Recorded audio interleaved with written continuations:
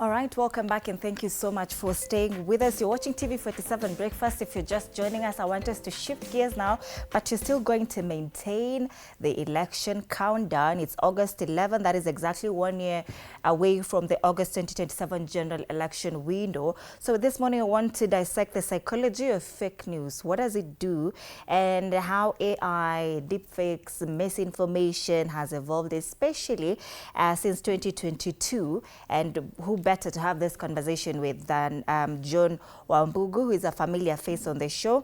John is a technology, innovation, and digital industry leader. Fact or misinformation? How should you know what to post? Check if something is fake or if it's facts. So that is the conversation you're having. If you want to interact with us, which of course we do encourage you to, it's through our socials, TV47 Kenya on Facebook and on YouTube. On X is TV47 Digital. Use the hashtag TV47 Breakfast, hashtag Story Ni Yetu. My handle is at Annie_Odida, and our WhatsApp line is also open 0793 267 279. Karibu sana, John.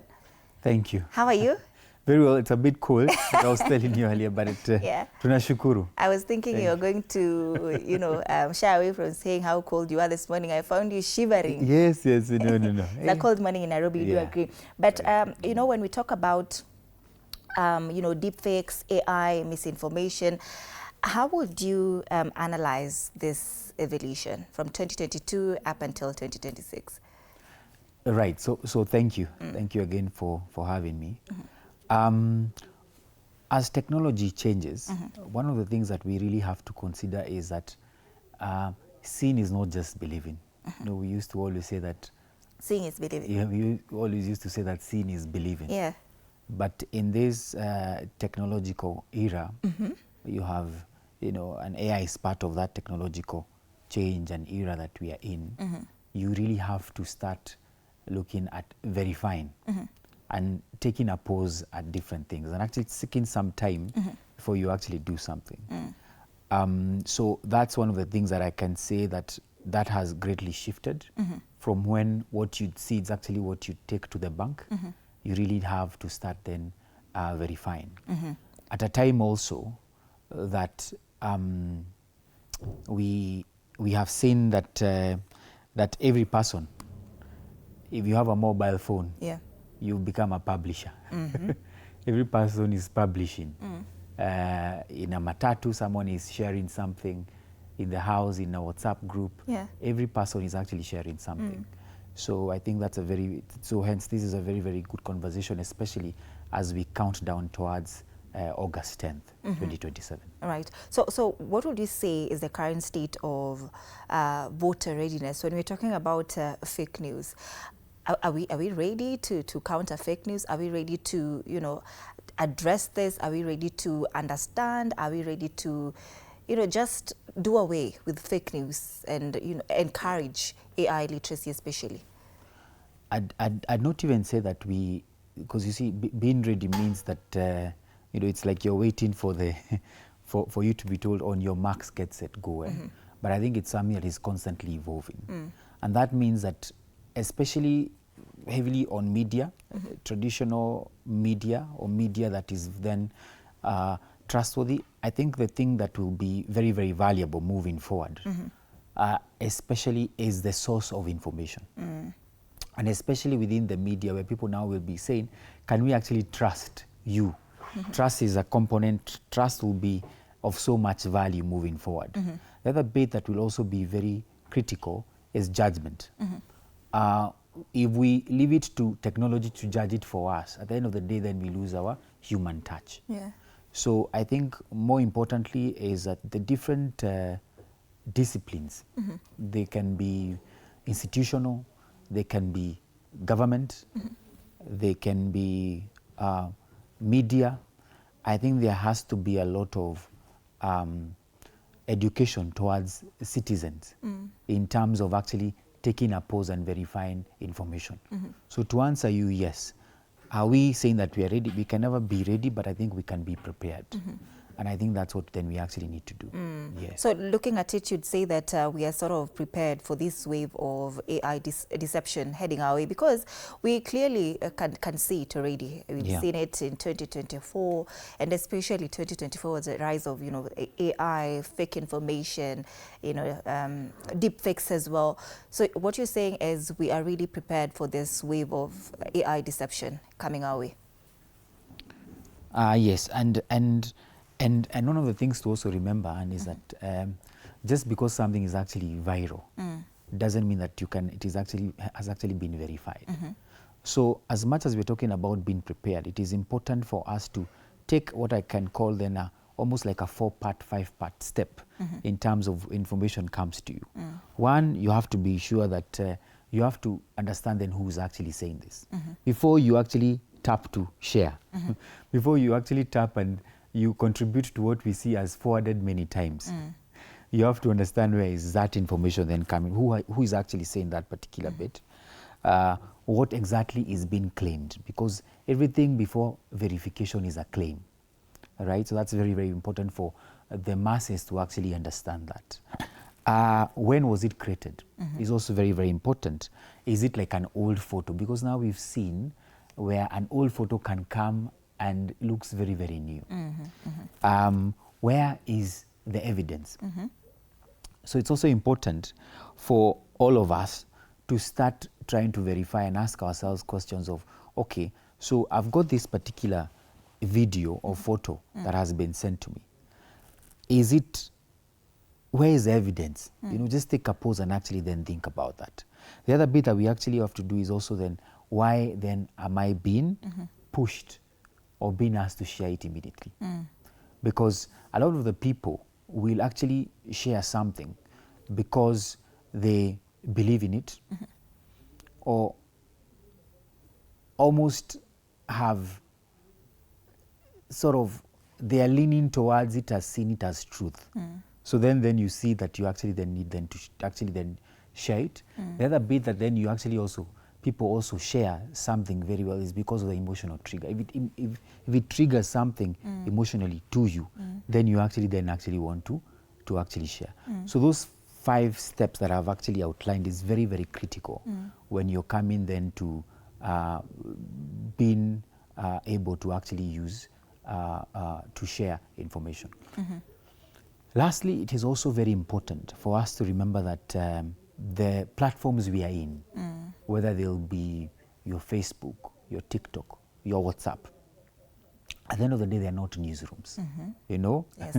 So you cannot just be able to be picking up something and then, you become a distributor of information that actually has not then been verified. Yes. So walk us through the practical how-to, of fact-checking for the ordinary mwananchi. I know you've mentioned a lot of things, especially the forwarded many times, including, these videos or photos that tend to resurface after years. So how really can we fact check and know that, this is something that is real, this is something that is timely, this is something that is affecting me in one way or the other at this particular point in time, especially for the ordinary mwananchi, people who are not, digital savvy, as we intend to make it look like, especially as we head to 2027. It is very, very good for our audience to remember that just because a message is widely shared, it does not make it true. So authenticity is something that we really have to always chase constantly. Even for you in your household, there is information, there is gossip that comes to you, and you're actually able to say, no. Pause a bit. I need to actually understand this thing better. Imagine if in your household, if everything that comes to you, take it as it is, where would you be as a family? Where would you be as a community? Where would you be as a country? So that is the one thing that we actually, I think people have to be told. And that's what I started off with saying, that in terms of how then you can be able to do that, one is one stop. It's very important to say, this information has come to me. Can I just stop and first verify it? What I mean is that don't just forward it immediately. There are people who just see something and they then want to actually contribute to that particular forward. So pause a bit. That means by stop, right? So that's the first bit that you actually need to do. And the other bit is actually search. If it is something that is, you feel that is quite heavy, Yeah. search the exact claim and find if there is an actually original source to it. That's very, very important. Even when you go like to schools, if you are ever to do your thesis, even when you are doing any project in school, you are being told that you actually have to cite your sources. So it's very, very important to actually search and verify where that is actually coming from. The other bit that you actually have to do is also, you have to compare, right? It is very important that you actually compare credible sources. Decide, this is actually what A is telling me, this is what B is telling me, this is what C is telling me. So once you compare that, then you're actually able to see where is the pattern, where is the truth. And then you're actually then able to see, okay, then that actually makes sense. So you take A, B, and C, and then you decide on, you know, what actually makes sense. Yes, you compare, because at the end of the day, if A, B, and C are actually saying the same thing, but again, we've talked about stopping, we've talked about searching your sources, and then now you're at the point where you're actually then comparing. That's very, very important. The other bit that you do is also then verify. Now, verify is a word that has been misused, probably even underused most of the times.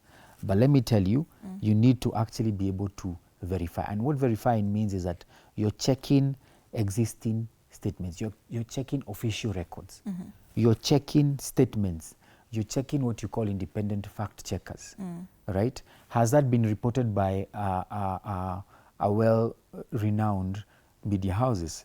Right now, even within your space, which is media, there are what you call blogs or channels that people would actually say, hiyo wachana nayo, hiyo inawanga too fake. That's where we are. So it's very, very important. And I think even the institutions that are able to deliver that truth will be able to earn the trust of the masses quite fast. The other last bit on it is actually then you can then share. Because sharing is not a bad thing. But only when you're reasonably accurate, reasonably sure that it is actually accurate. Because then you actually don't want to start something that you just started it off and that was it. And at the age of where we have a lot of digital tools, we have a lot of AI checkers. There are also, even one as an individual or even one as institutions, there are different tools that you can actually use to actually verify if something is what you're calling a deep fake, which means it is not, it is something that has been manipulated.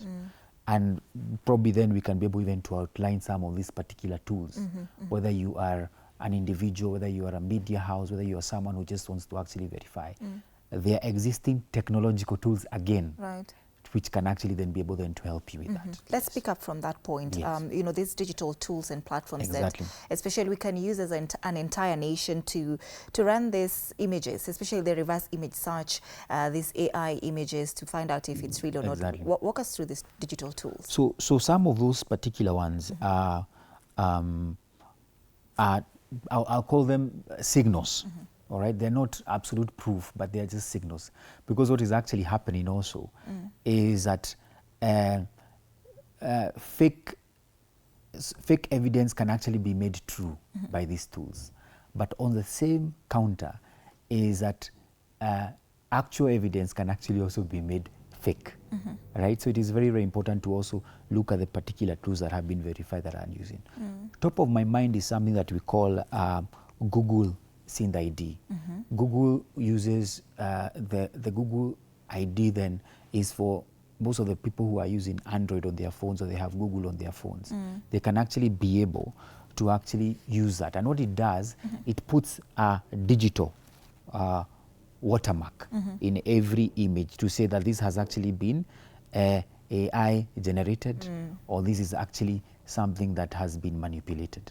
So you can be able to test that and actually to be able to actually tell you.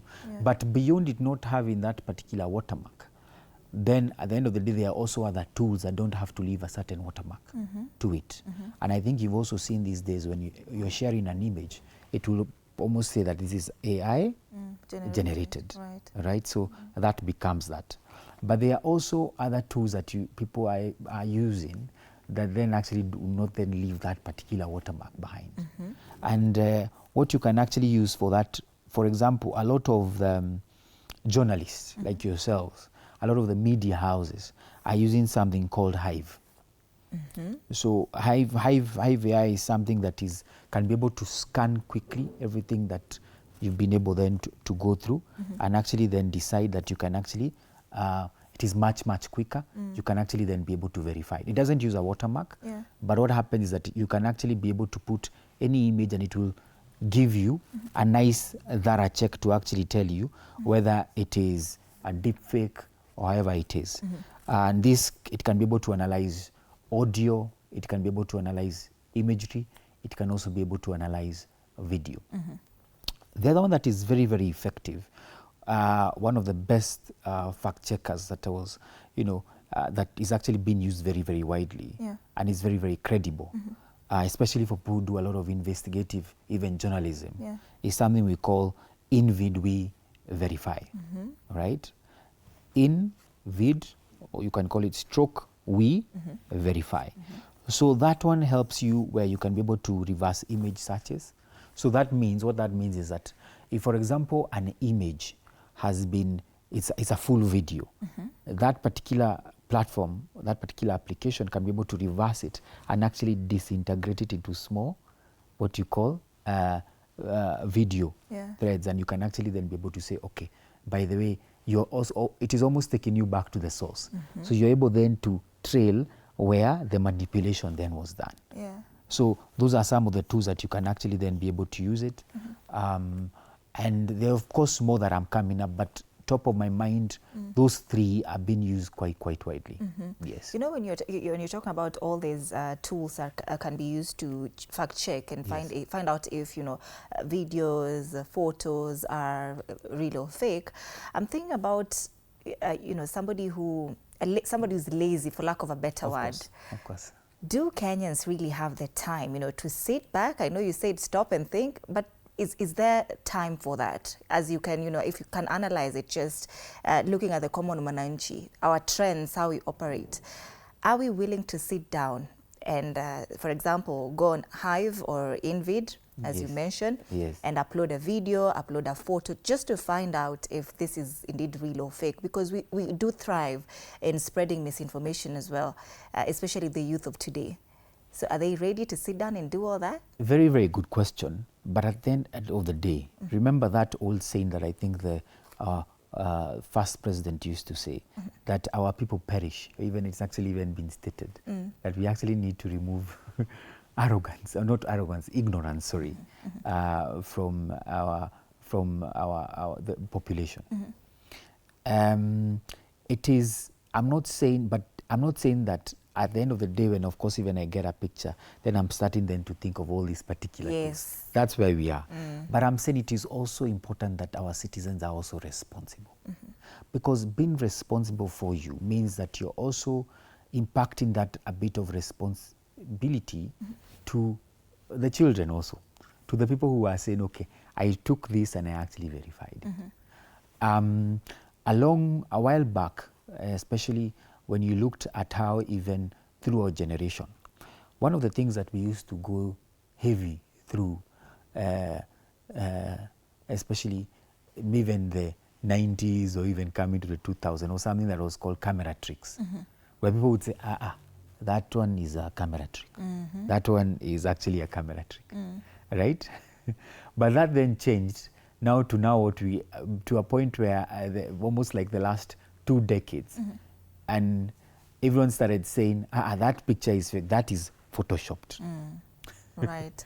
We've come from an era of Photoshop, now it's AI. Now, have you ever heard anyone talking about Photoshop? Yes. Everyone, no, I'm saying now. Everyone now talks about it is an AI. Yes, generated. It is AI generated. And I don't know what will happen in the next 20 years. I don't know what will the new thing that will actually be there then.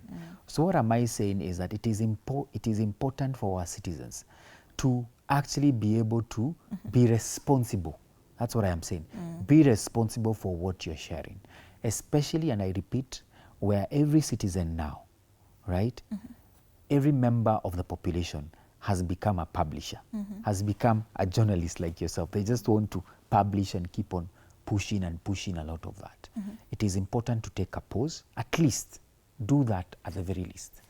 Take a pause, and actually decide, okay, can I be able to, okay, what am I actually sharing? Who will it be affecting? You know, just that bit of actually being that, I think that's even, that should be 80% of making sure that misinformation does not actually then leak outside. You've seen this even in your family, I bet. In my family as well, where, for example, my mother or my father or my, you know, my aunties or my uncles, someone who's actually then actually be sharing something that they have actually just got nowhere, you know. And at this particular point, depending even on the political divide that you're in, right? Every person has an agenda, right? And most of the times, that particular agenda, most of the times, can be correct information, can also be misinformation. Yeah. So it is very, very important that we actually take a pause and actually question. It is important that we actually question. And that questioning and that being responsible as citizens and being very, very accountable does not just have to sit on our morals, because morals change, but then our ethics. I think ethics are the fundamentals of every human being, where you are saying there is that what you call the Rubicon that I cannot be able then to cross.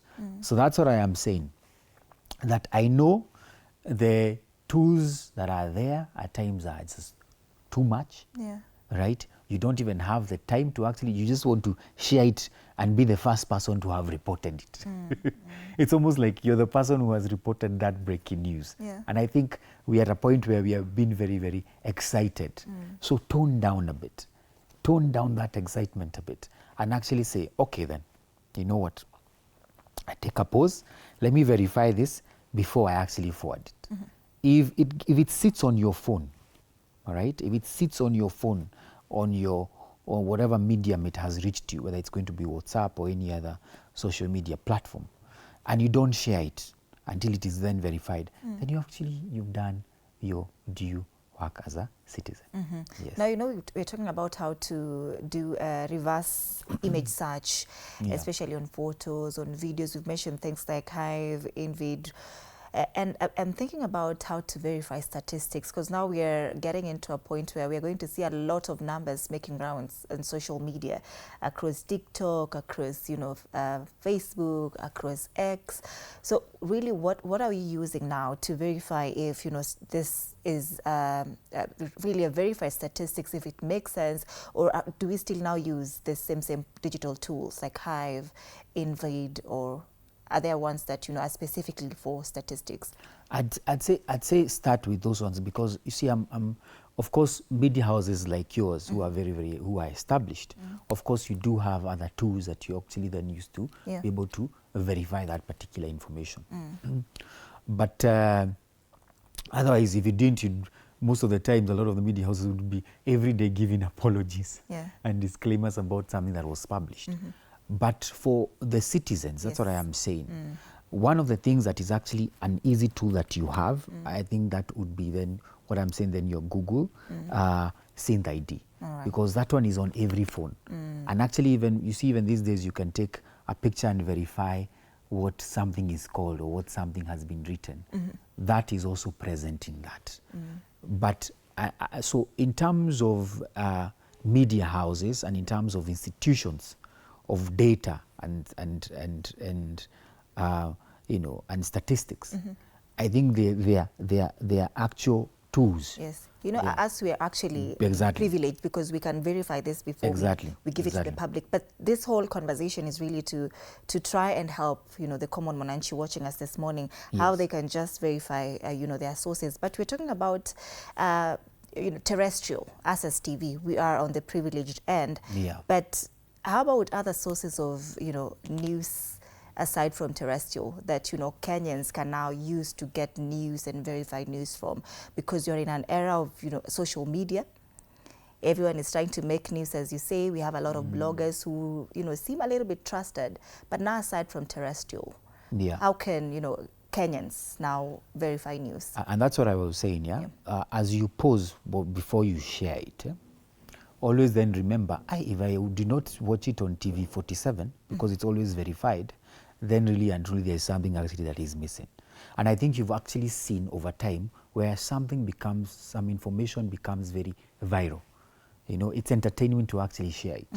But at the end of the day, you actually then are able to, and I'm talking about especially the political landscape, because we're talking about an election. It's an election year that we've started off today. That then I think the media, the responsibility of the media even has to be then par excellence. It has to be at a point where people are saying, no, you know what, it has to be something that has been constant, and there will be so many information that will be out there. You can imagine, think of an election for an MCA. Think of the mudslinging that will be there, right?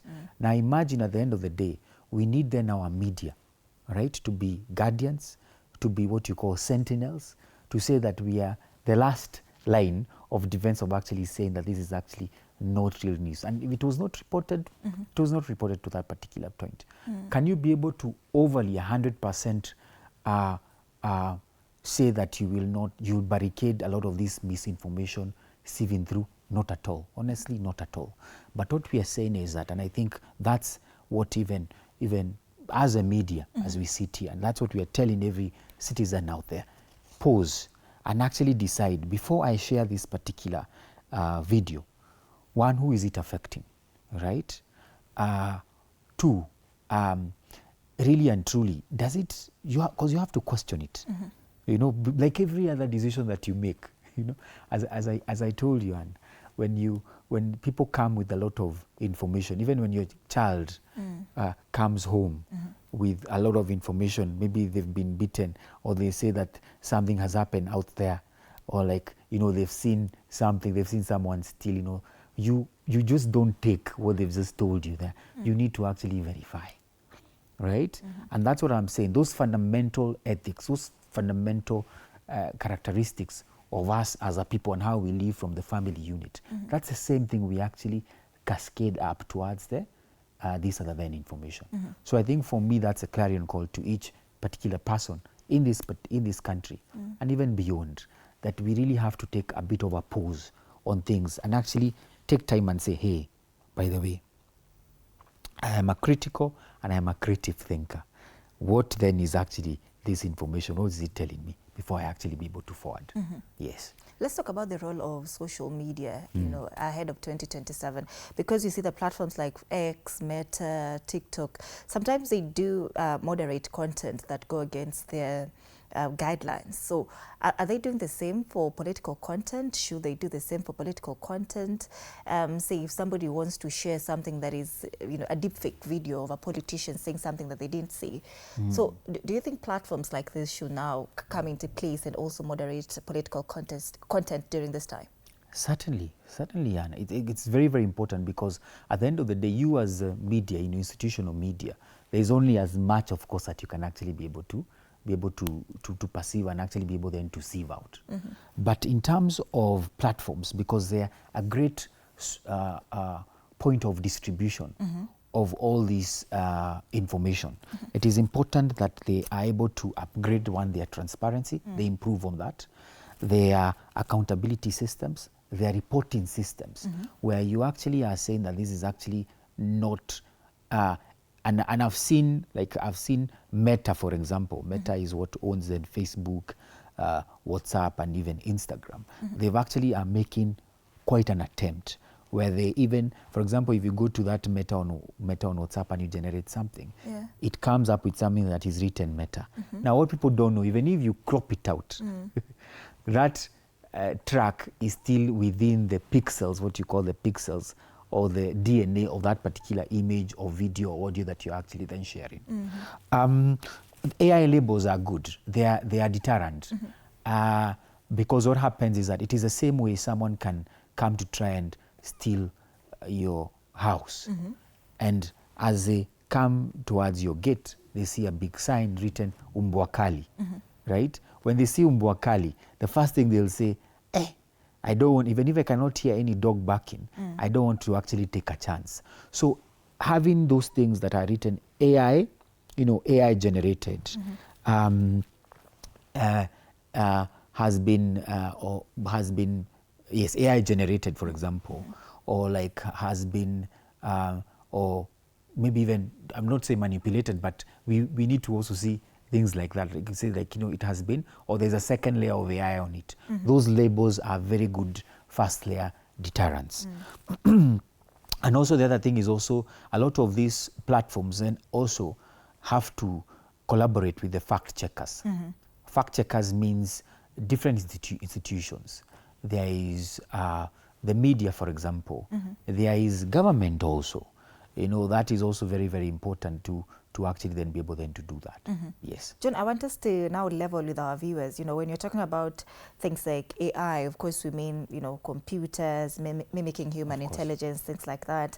And then we have deepfakes. You know, maybe somebody is watching and they don't really quite understand the difference between AI, you know, deepfakes, misinformation, disinformation, and how really would we break this down, and how dangerous would you say this combo is as we head to the 2027 general election? Very well. I'd actually look at it because all these are technological tools that you use. I want people to think of what you talk about AI, which in full is artificial intelligence, what that means, but also to remember that it is not very different from when newspapers started being printed, or magazine being printed. It is just that there are times when you used to go and maybe buy, you probably have a notable newspaper that you're buying on the stand that has all this information. And then there is another one that, you know, this one really and truly has juicy stories. Yeah. Has very juicy and entertainment stories. But at the end of the day, you know, these stories are not very, very true. They've not been verified. And of course, because it is entertaining, it used to still have its own audience. Now, think of that, what used to happen. Think of, because then they used to thrive then on gossip. You know, a celebrity has been seen somewhere, they are doing, you know, that is what used to happen. Yeah. But now think of that at the magnitude of that. It is now every person is able to access it on their mobile phone, right? So the same way you used to question when you get a newspaper, right? Because it used to be generated by a printer. Right now, technology and what you're calling artificial intelligence is generating that same information. But because it is every person has their newspaper, has their paper on their hand, which is the phone, right? Now, that information is now getting to so many people. Now think of the damage that information that can actually be able to trigger to a bigger audience. So that's, and what I am saying is that every generation has been faced with that, and I not call it a challenge, but has been faced with the opportunity of technology in its time. For example, think of, I talked about the printing press, so imagine when it started coming and people started buying newspapers. Yeah. But think of also the locomotive, you know, the what we call, you know, the train, the engine itself. Or think about the first people who flew on the first commercial airline, and the first people who saw a plane flying over them. They were a bit, you know, they were a bit perturbed. But that's what technology, the opportunity of technology does. But that does not mean that as much as you're able then to say that I'm excited to actually use it, that does not mean that you take a pause and say, actually, what will happen if I go in there? You just start questioning it. So I think to the audience, and I hope they actually understand this, is that it is just that it is important to not just take the information. It is not enough to take just the information that you're getting on your phone, but it is also important to question the information that is also coming on your phone.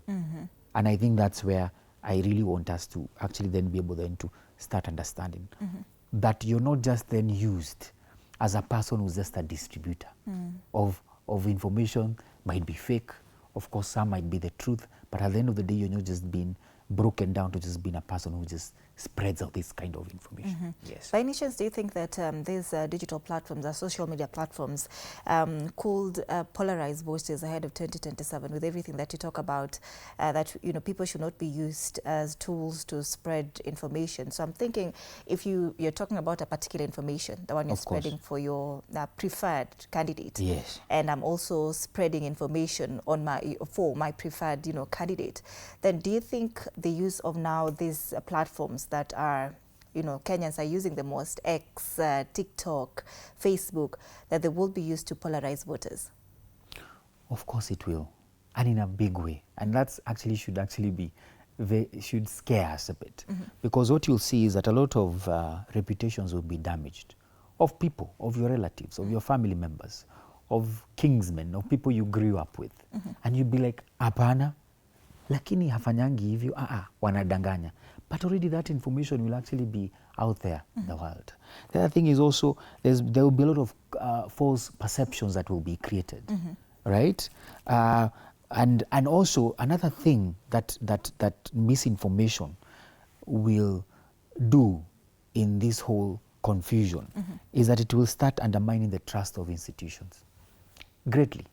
Where people are saying, Mimi, I didn't actually, I don't need to watch, I don't need to actually look at it in the news.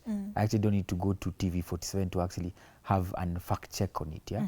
So what happens is that institutions like yourselves are then damaged because people are undermining that particular trust.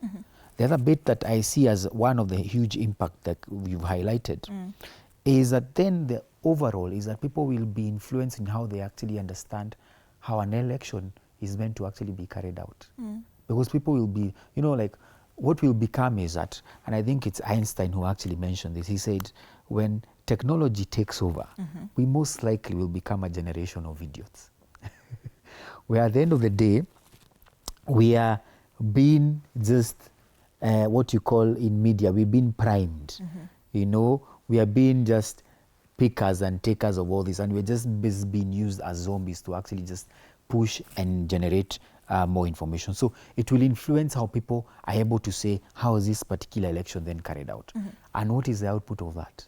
You get very bad leaders, you get people who just came in, and at the end of the day, you'll not be very different from a person who's under the influence of whatever that you consume, right? Yeah. You will not be very, very different from a person who's just staggering out, and you're staggering with fake information.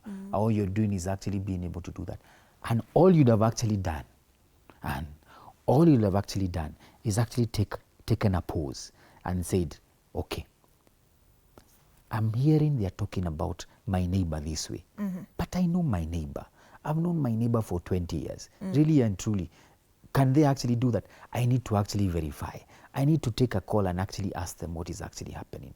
Because at the end of the day, that is gossip. But now gossip has found a channel that actually helps it even spread even faster. Yeah. And gossip, to our viewers, is now what you call now fake news. Gossip that is unverified is what you are calling fake news. Yes. So there's verified gossip and unverified gossip. There is gossip because at the end of the day, there's gossip that comes to a point where it is, okay, if someone, for example, I'll give a case in point. Yeah. You have, you sit with your sister and she tells you, by the way, I hear our cousin is getting married. Most likely, that might be true if they actually are very, very close. But also, you might hear someone says, I hear the other person, hey, I'm not very sure if depending on the person who's actually telling you. So that's what I'm saying, that there's gossip that you can actually see and say, okay, but your point is then verification. I'm trying to think of that analogy that you've given us, that my cousin is getting married. Is your cousin getting married? Confirm it is if I call her. Yes, exactly. So if that then happens, is that then call her and maybe ask, okay, I've had this, and then of the day, then you're like, okay, who told you? But maybe I would have told you then next week. Yes. You get my point. Yeah. And that's what I'm saying, verifying with your sources.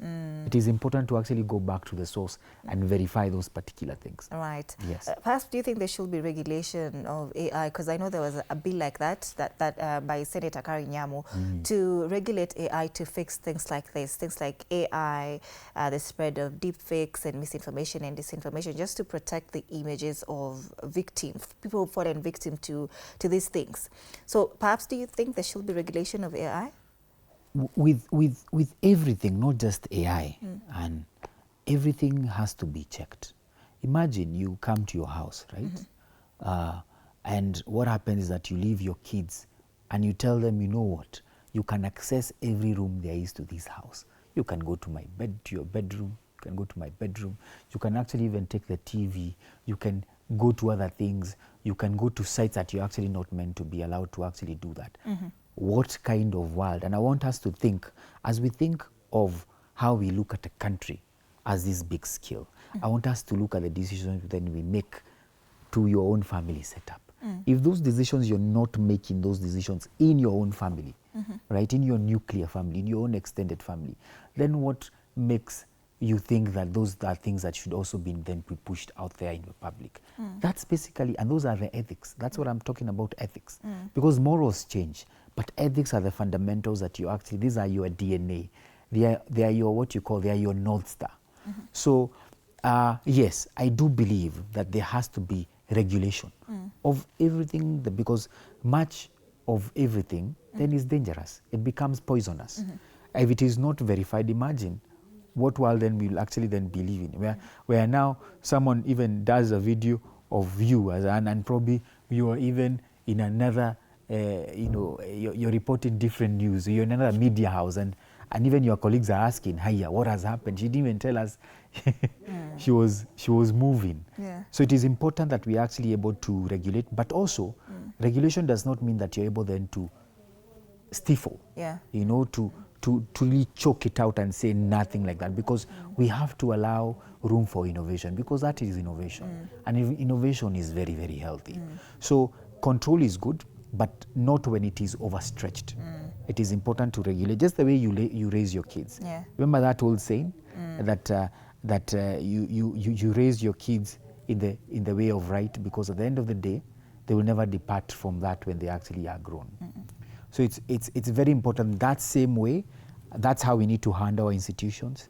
That's how we need to handle innovation tools and platforms that are coming up every day.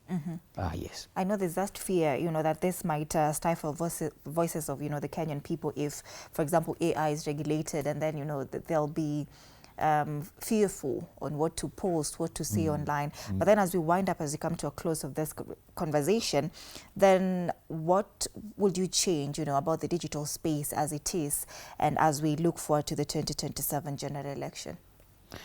One of the things that I have to first, as we go to that question, Anne, is that I want to also encourage people to understand new technological tools, right? And especially even journalists, right? Because what I foresee, and even to the masses, to the citizens, whatever age you are in, right? Because no one caps an age of learning. No one caps an age of adapting to different situations. Because what is happening is that, for example, and I'll give it to, and I'll talk about, for example, our masses or even the journalist, is that those who do not understand those particular AI tools might be replaced by those who actually understand it. So it is not AI or technology that is coming to replace, right, you in terms of what you're doing, but it is actually someone who has actually understood to use those tools. The same way, there's someone who can drive a car, there's someone who cannot drive a car. The person who cannot drive a car, even if they own that particular car, they can never drive that car, right? So it is important for us to adapt to new skills and actually see them as innovative opportunities. To go back to what then you've asked, is that as much as we are very much connected, we have to understand that because we are connected on our mobile phones doesn't mean that we are actually more informed. All right? Just because we are connected doesn't mean that we are more informed. It's very, very important that we actually then are able then to understand that. And as I said before, that digital literacy that we're not talking about is not just, we have to step away from thinking of digital literacy about using a mobile phone. Anyone now can use a mobile phone, true or not? Anyone now can take a mobile phone and can actually be able then to use it. Even a child born, whenever they are within a few months old, they can actually be able to grasp and actually use that particular tool. But it is important to what will keep us moving forward. We have to constantly question what that tool or that phone is actually showing you. And as we go towards 2027, it is important to remember that not always the loudest message that wins, but it's one that is verified, and the one that you can actually fully judge, and actually the one that can actually then be trusted. And I leave you with this. Trust, but verify. All right, trust but verify. That is the conversation that we're having this morning, and we come to a close of that. Fact or misinformation. This is John Wambugu. He is a technology innovation and digital industry leader. Thank you so much, John, for making time for us to have this very critical conversation, and a conversation that is very timely, and I'm sure we'll continue to have such discussions. So we were dissecting the psychology of fake news and how AI, deepfakes, misinformation has evolved as we gear towards the 2027 general election. That brings us to the end of this particular conversation, but don't go too far, because we're coming back with a different conversation on innovation. We'll be having brilliant minds in studio to walk us through innovation for sustainable communities. You're watching TV47 Breakfast. Do stay right here.